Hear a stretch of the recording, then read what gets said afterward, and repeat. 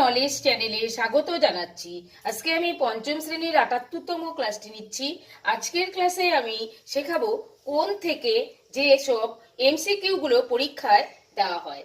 তো প্রথম হচ্ছে, দুটি রশ্মি একটি বিন্দুতে মিলিত হলে ড্যাশ উৎপন্ন করে।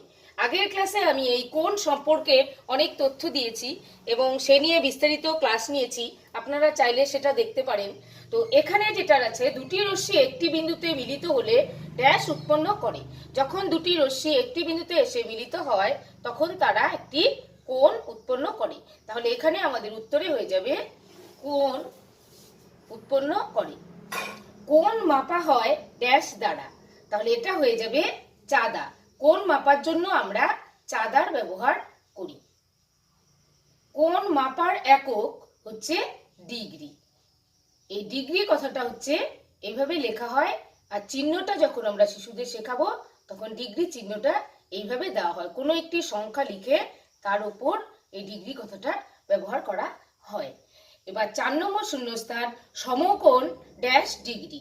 সমকোণ বলতে কি বোঝায়? সমকোণ কত ডিগ্রি? সমকোণ বলতে বোঝায় ৯০ ডিগ্রি। সমকোণের চিত্রটা আমরা শিশুদের একটু শিখিয়ে নেব। যে কোণটা একদম সমান সোজা সেই কোণটা হচ্ছে ৯০ ডিগ্রি, এর নামই হচ্ছে সমকোণ। তাহলে সমকোণ হচ্ছে ৯০ ডিগ্রি। ৫ নম্বর, একটা সরলরেখার ওপর আরেকটা সরলরেখা সোজা দাঁড়ালে ড্যাশ কোণ তৈরি করে। যদি আমরা এই চিত্রটাই আছে, তবু আমি আবার দেখাচ্ছি। একটি সরলরেখার ওপর একটি সরলরেখা, তার ওপর যদি সোজাভাবে আরেকটি সরলরেখা দণ্ডায়মান হয় তাহলে যে কোণটা উৎপন্ন করবে সেটা কত ডিগ্রি? এই সোজা কোণটা সবসময় হয়ে যায় ৯০ ডিগ্রি। তাহলে একটি সরলরেখার ওপর আরেকটা সরলরেখা সোজা দাঁড়ালে ৯০ ডিগ্রি কোণ তৈরি হয়। এই কোণের আরেক নাম হচ্ছে সমকোণ। যেটা এখানে আছে, সমকোণ হচ্ছে ৯০ ডিগ্রি, তাই ৯০ ডিগ্রি কোণের আরেক নাম হচ্ছে সমকোণ।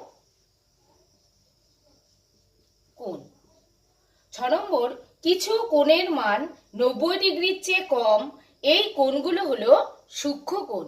৯০ ডিগ্রি থেকে যদি কোণ ছোট হয় তাহলে সেগুলোকে বলা হয় সূক্ষ্ম কোণ। কিছু কোণ ৯০ ডিগ্রি থেকে বড় কিন্তু ১৮০ ডিগ্রি থেকে ছোট, এদের নাম হয় স্থূল কোণ। স্থূল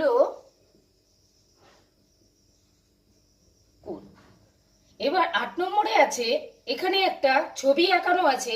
সরলরেখা একটি, দুটো এখানে দুটো রশ্মি একটি বিন্দুতে মিলিত হয়েছে বি বিন্দুতে। একটা রশ্মি হচ্ছে এ বি, আরেকটা রশ্মি হচ্ছে বি সি।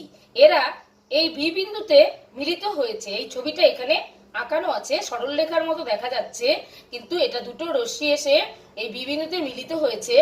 এখানে বলা হয়েছে কোণ এ বি সি, অর্থাৎ এই কোণটাকে বোঝানো হয়েছে। এই কোণটার মান কত? এই কোণটার মান হয় ১৮০ ডিগ্রি। যখনই একটি ভূমি মাঝখানে একটি বিন্দু থাকে তখন যে কোণটা উৎপন্ন করে সেটা হয়ে যায় ১৮০ ডিগ্রি। তাই এখানে আমাদের এই প্রশ্নটাই করা হয়েছে যে এই কোণটার মান কত? ১৮০ ডিগ্রি। এখানে হচ্ছে এই কোণের বিসি এবং বিএ, এখানে আছে বিসি এবং বিএ, এই বাহু একই সরলরেখায় আছে, অর্থাৎ ওরা একই সরলরেখার উপরে অবস্থিত আছে। এটি ড্যাশ কোণ। এই কোণটাকে কি কোণ বলা হয়? এই কোণটাকে বলা হয় সরল কোণ। তাহলে আমরা দেখতে পেলাম দু ধরনের কোণ এখানে দেখতে পেলাম। একটি হচ্ছে সোজা যে কোণটা, এটা হচ্ছে সমকোণ। আর হচ্ছে একটি সরলরেখা, তার মাঝখানে যদি ভূমির উপর একটি বিন্দু নেই তাহলে এই ভূমিকে কেন্দ্র করে যে অর্ধেক কোণটা উৎপন্ন হয় সেটা হচ্ছে সরল কোণ, আর এটা হচ্ছে সমকোণ। এই তথ্যগুলো পরীক্ষায় কিন্তু এই তথ্যগুলো থেকে প্রশ্ন পরীক্ষায় করা হয়, তাই এই প্রশ্নগুলো শিশুদের জন্য খুব ইম্পর্টেন্ট। আজকের এই ক্লাসটি ভালো লাগলে লাইক করবেন, কমেন্ট করবেন, শেয়ার করবেন এবং আমার পরবর্তী ক্লাসটি পেতে আমার চ্যানেলটিকে সাবস্ক্রাইব করে আমার সঙ্গে থাকবেন।